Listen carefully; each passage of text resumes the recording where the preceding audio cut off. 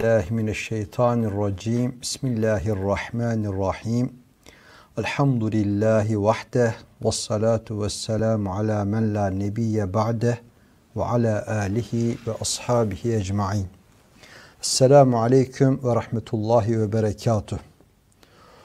Today I am addressing you within the organization of 13th International Halal and Tayyib products. So God Almighty blessed us with this gathering, even though this is not face-to-face. It is still good to be with you. You know, due to the pandemics that we've been experiencing for the last 2 years, we've been holding this kind of meetings, gatherings, classes and everything online. I hope that this period will be over soon and we will again meet face to face. I believe that our face-to-face meetings will be eternal and there will not be any troubles in the future that will hinder us from doing so. Let's start. In my time, I will be talking about the subject of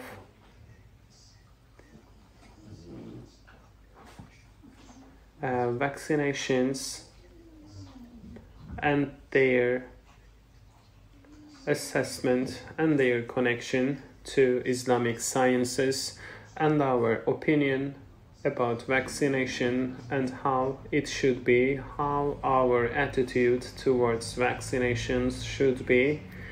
I hope that I will prevail and I hope that we will understand each other at the end of my presentation. While being protected against diseases by vaccine, it is an issue that is discussed throughout the ages. The first example of a vaccine was applied in India against chickenpox in a methodology that is not like today's, but still a methodology that can be classified as a vaccination. The chickenpox and the resulting injuries in the children who slightly have the disease are collected, the injuries and the residues of the injuries are collected and then became dusts and then injected to other children to protect them against chickenpox, to create a strong immune system by injecting the weakened microbe of the disease to the body of the future patients. At the end of 1700s, this was developed, and at the end of the 18th century, the chickenpox were not defined as an epidemic even after. Again, in the Ottoman Empire, some vaccinations have been developed against malaria, cholera, and similar diseases. But of course, these diseases constitute a financial gain for the developer of the vaccination or the medicine. And this is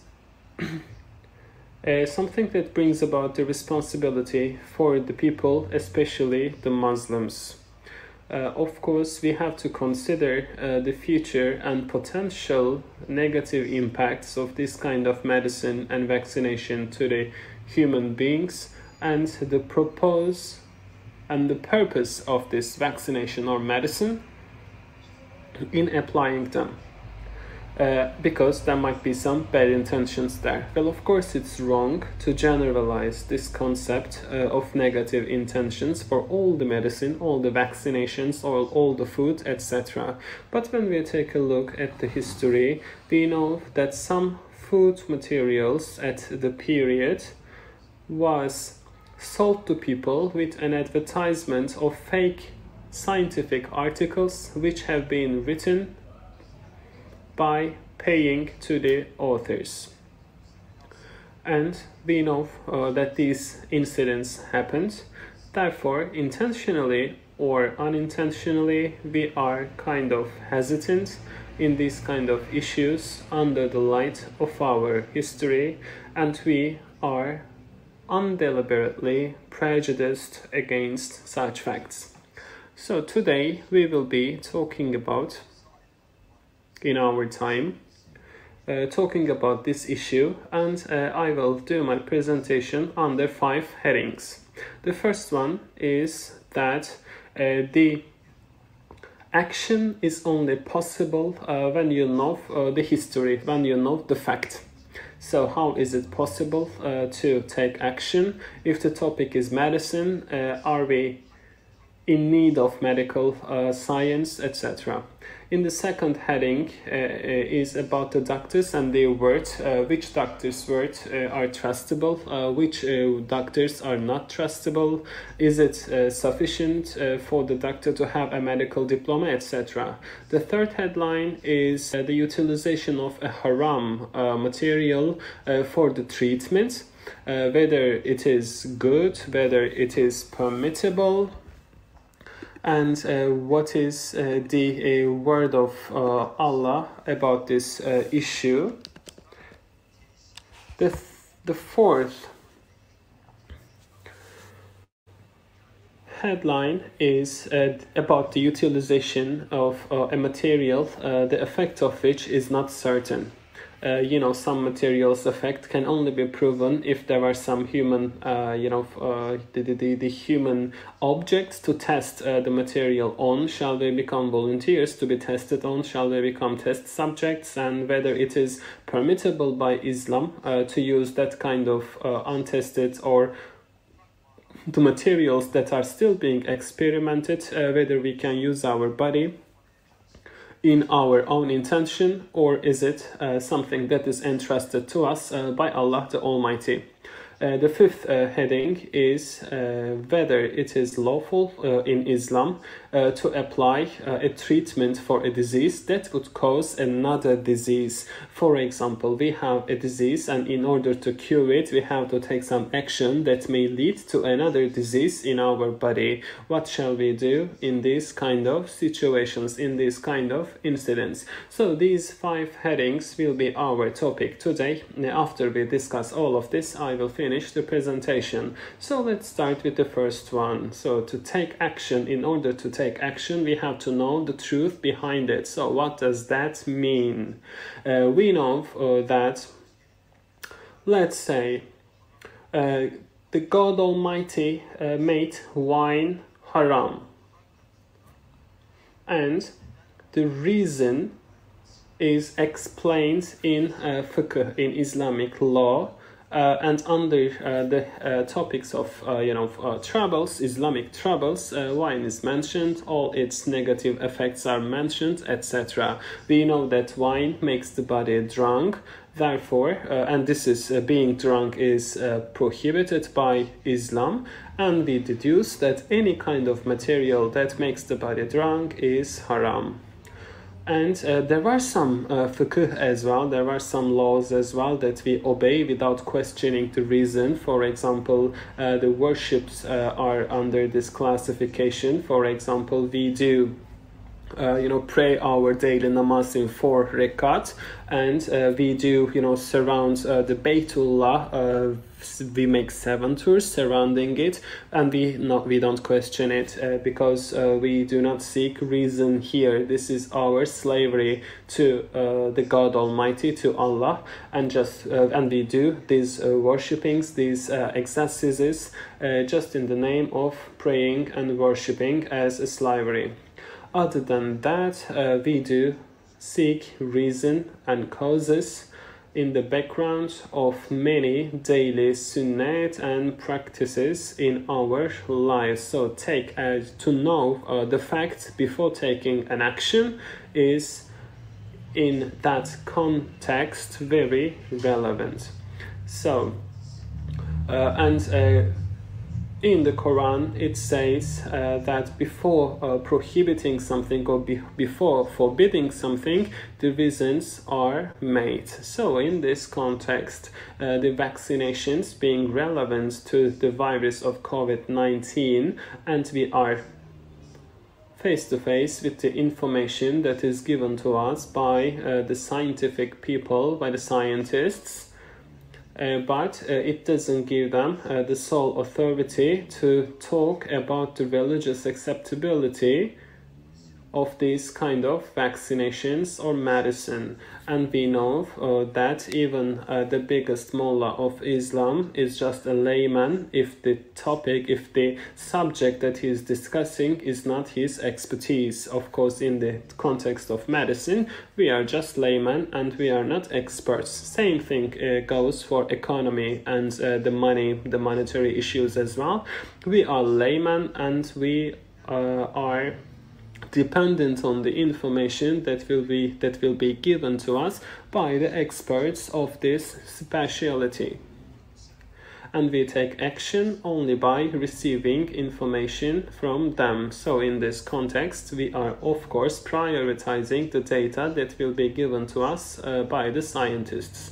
So this brings us to our second headline. Which doctor, which scientists are trustable? Is it really okay if someone says a doctor and being trustable on our face? Well, of course not. The first criterion for a doctor, for a scientist to be trustable, is the fact that they should be religious, because a religious Muslim never lies for money, or they do not become the tools of the ultimate purposes of Ehli Küfür, the non-Muslim folk. Therefore, our first criterion is that the doctor or the scientist to be a Muslim, a religious Muslim. Well, of course, some non-Muslim scientists may develop something with the ultimate purpose of doing good to humanity, and we do not block our ears to their words as well. We value their words. But we know, on the other hand, that the countries are trying to sell their medicine, and before the medicines are sold to the people, they have to get this medicine approved by the superior medical authorities in these countries. And in the countries where such authorities are non-existent, like Africa for example, the people become the subjects of the experiments of the medicine developers. Today, Europe accepts itself as the highest point of civilization, and everybody sees, the world knows that the European companies use the population in Africa as experiments, as test subjects for their medicine and medicine developing processes. Therefore, the political leaders of civilized and uncivilized countries shoulder a great responsibility in terms of blocking such bad intentions and to control import of such medicine that will be used in human body or in the food and food production, etc. They should have a mechanism to provide a correct utilization and import of these goods, products and materials, and we know that the Islamic countries have such systems thanks to the God Almighty. Of course, this kind of system is only possible when the doctors in one country, in one Islamic country, to have the highest authorities in this regard within the country. So merit is important here. We also have to mention that just like in the Fiqh science, there are some mullah who interpret the orders in Quran, and there are some people who transfer the interpretations to the public. This same situation goes in the world of medicine as well. And there are some people, there are some doctors who already do that, and they do all the examinations before giving the public any information. but not all the doctors are like that. Some doctors are only benefiting from the research of others, and they only have the duty, the role of sharing information with us, not creating any new and valuable information. So we can divide the doctors into as well. The doctors who create some data, who create some information in their own expertise, and the doctors who have diploma, who have knowledge as well, but do not create data themselves, but only transfer the data that is already prepared by other doctors. So which is our trustable doctor in these two classes? In this case, we take a look at the doctor who creates information, who creates something new, or who has the ability and the authority to test the information that is created by other doctors. So we have to take only the words of these kind of doctors into consideration, because they are the ones who know the reasons and the content of the information that they render. Only diploma, only being a doctor is not enough for that person to be trustable in the eyes of Islam. So this is important in our community. This is the condition. The third condition is the utilization of haram material in the treatment, whether it is permissible or not by Islam. When we take a look at that, we know that there is a division of opinions among the different sects of Islam. And there is a Maliki and Hanbali ulama who goes deeper into thinking of this regards, and Ibn Muflih al-Fura, masterpiece, tells us that by al-Mardibi that utilization of haram is never acceptable under any conditions.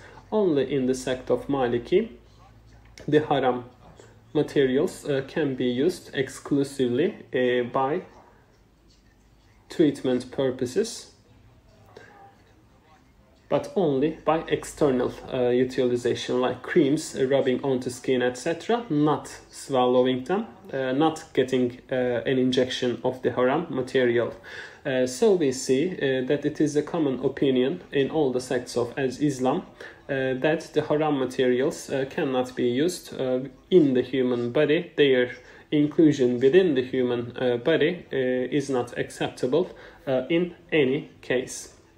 We also see some hadiths in this kind of studies, and also some Islamic scholarly information that the God creates the diseases, and the God creates the cure as well. So you need to seek for treatment, but not with the haram materials, because the God never would use haram materials as a cure to a disease. And we also, the same Islamic scholars also say that the utilization of wine to create some stomach diseases, and they say that the God would never place the cure of a disease into a material that is classified as haram. And Hazreti Aisha says that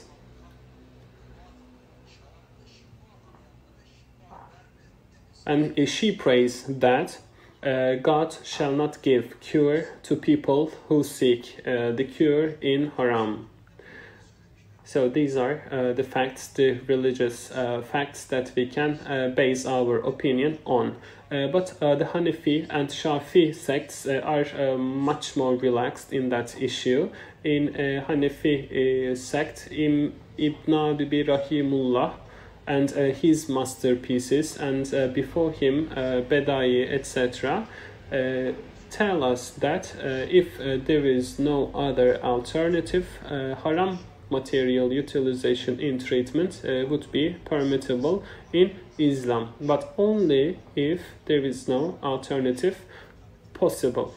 And in Shafi sect, it says a similar thing, that in the exception that no other alternative treatment is available, then haram materials can be used. Just like if somebody is about to starve, he is allowed to consume the food, the meat that is getting rotten, and it was halal for him for once because he needs to survive, and using haram materials for treatment can be interpreted to have a similar effect. Normally it is haram, but if you have no other way to get cured, then you can use it exclusively for one time. But the other sects of Islam say that, they believe that, they claim that the treatment that will come from a haram material would never bring good to the person using it. Therefore, benefiting from haram will never be permissible.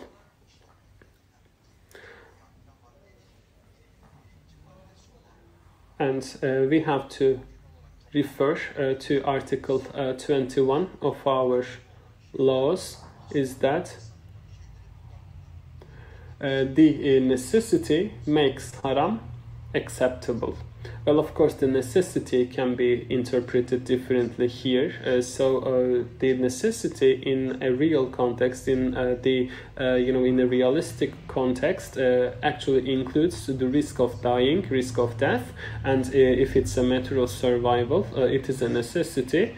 But the other situations that actually does not treat the human life cannot be defined as the necessity.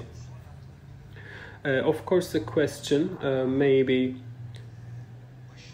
arising here whether the vaccination is a treatment itself or not. And when we see a disease, the vaccination is not the treatment. Vaccination is like a preventive measure that would strengthen the immune system of one individual to make it ready when the disease comes. Therefore, the laws that allow the utilization of haram material for treatment does not cover the vaccination. Therefore, if the vaccination is available for COVID-19 or in any other diseases, if they include any haram materials inside, they are not acceptable. This is one other way of interpreting the law. Well, of course, the availability, the existence of the disease is compulsory for using haram materials, but some necessities can be re-explained, and a necessity can be defined as the incapability of the person if the person catches the disease, and the negative results of that disease that the disease would bring to the person makes the situation of vaccination a necessity for the person to use haram material as a vaccine. Therefore, the person in such diseases can be defined as the persons, as the people in need, and this necessity may be defined to include vaccination to be used in accordance with the law of Islam.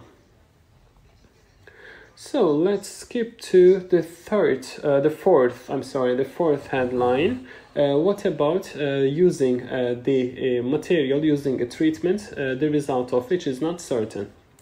Well, about that, in this kind of vaccinations, we have some phases of study: the first phase, second phase, third phase, etc.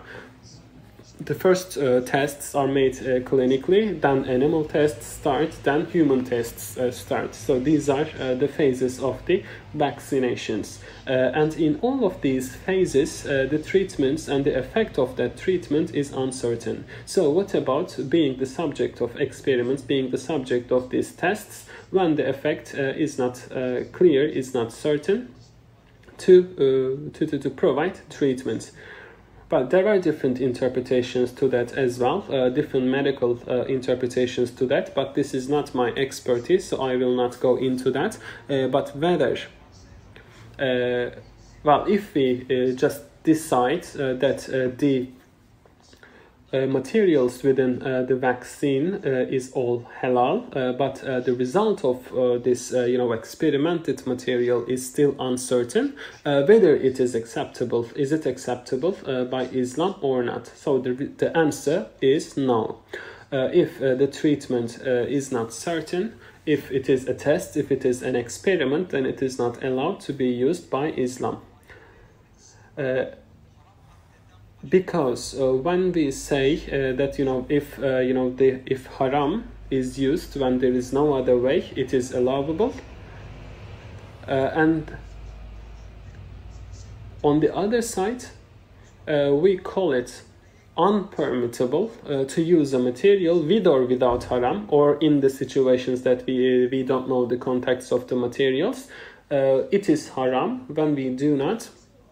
It is not permitted when we do not know the result of the treatment, certainly. So this is a situation that is open to discussion. This is a debatable subject, but we have to define here what the effect of which is uncertain can be explained as. So the experience is important, of course, in these matters. And the scholars would express that, within a vaccine, for example, with the content of the vaccine, some materials are good for this and some others are good for that, etc. But the bodies of the persons differ from one to another, and some particles, some substance might be beneficial for one body while it's harmful for another. Therefore, experience is needed in order to create some everlasting and consistent results. For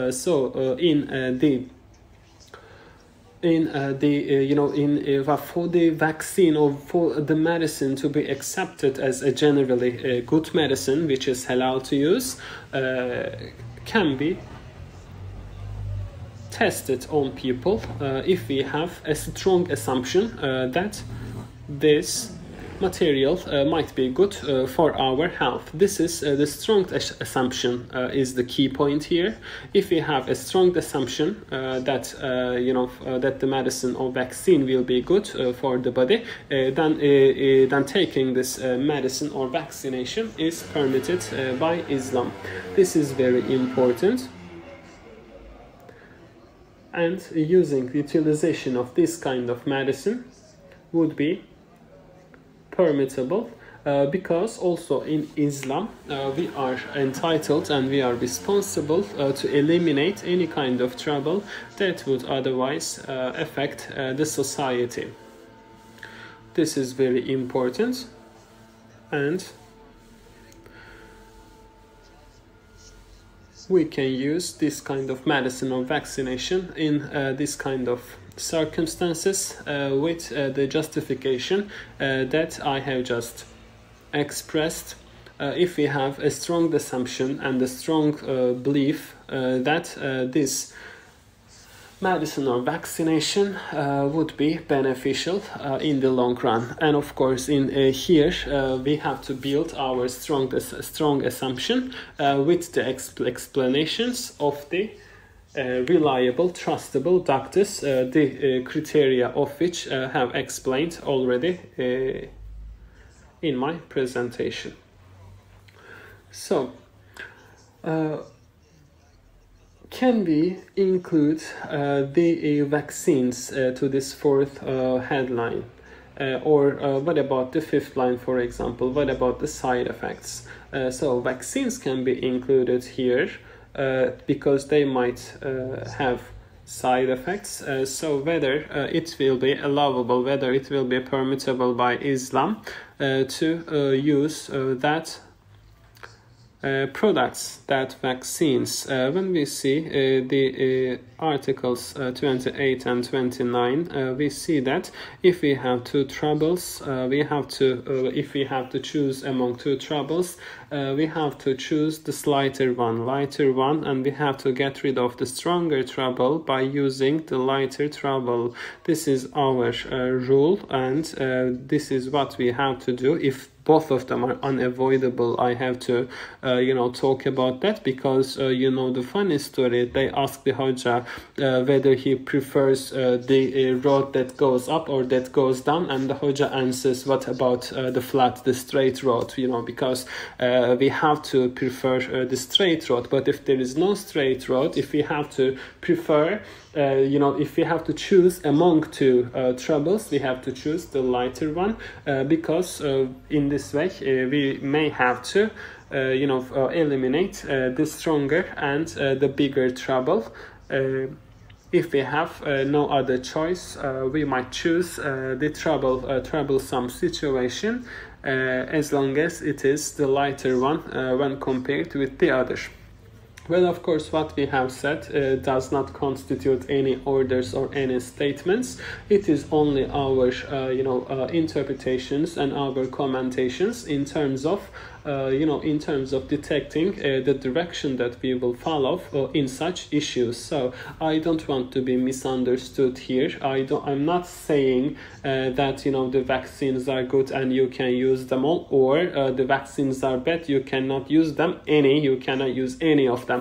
I'm not saying either of these things, because we have different and varying data in these issues, and the people who transmit this data to us must be questioned by our scholars whether they are trustable or not. This should be decided, and these issues should be discussed, and decisions should be made only by the people who have expertise, knowledge and speciality about these issues. I hope that the God Almighty will finish these troublesome periods for the world and for the benefit of the Muslims, and we have to withdraw some lessons in this process, and we have to turn the crisis into an opportunity, and the period of pandemic might be turned into an opportunity by the Muslims, because this period allowed us to understand the beauty and the importance of our daily lives and daily routines, like saying hello to our friend, hugging our loved ones, meeting face to face with our friends and acquaintances, etc. We never understand how blessed we were before the pandemics, when we see our nephew, when we see our cousins, our friends, our family members, etc. But now we cannot see them for the last 2 years. It was very difficult to come together with them. So the point that one blessing is appreciated the most is the time that you are spared from them. Therefore, this period constitutes a lesson for the Muslims as well. I believe that we have all learned how important these blessings are. I hope that the situation of pandemic will be over very soon. I hope that this conference will be auspicious for all of you.